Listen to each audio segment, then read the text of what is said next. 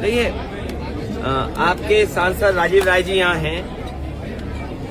BJP तो पहले ही तैयारी कर ली थी कि 20,000 वोट काटना है, जबकि एसआईआर नहीं आया था, उस समय ही उन्होंने तैयारी कर ली थी।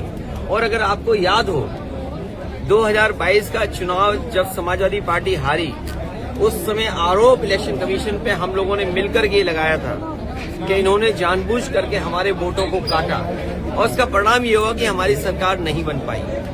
इधर वोट में गड़बड़ी, वोट में हेराफेरी, वोटर लिस्ट में वोटरों की वोट चोरी, ये चीज इतनी जनता के बीच में चली गई कि अब मजबूरी में उन्हें एसआईआर कराना पड़ रहा है। याद रखना, ये एसआईआर अपनी नाकामी, अपनी कमियां छिपाने के लिए हो रहा है।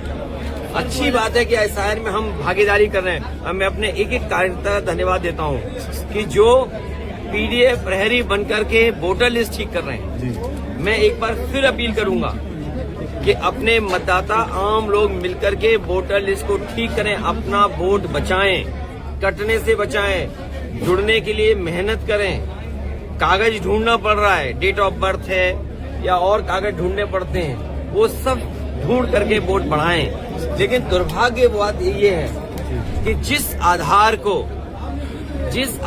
कार्ड को सरकार ने ये कहा कि हमारा पहचान का कार्ड होगा, हम रजिस्ट्री कराने जाएं, बैंक का अकाउंट खोलने जाएं, हम कोई और पॉलिसी से जुड़ना चाहें, पासपोर्ट बनवाना चाहें, ड्राइविंग लाइसेंस बनाना चाहें, या किसी कागज को जब हम भरते हैं तो सरकार आधार मानती थी।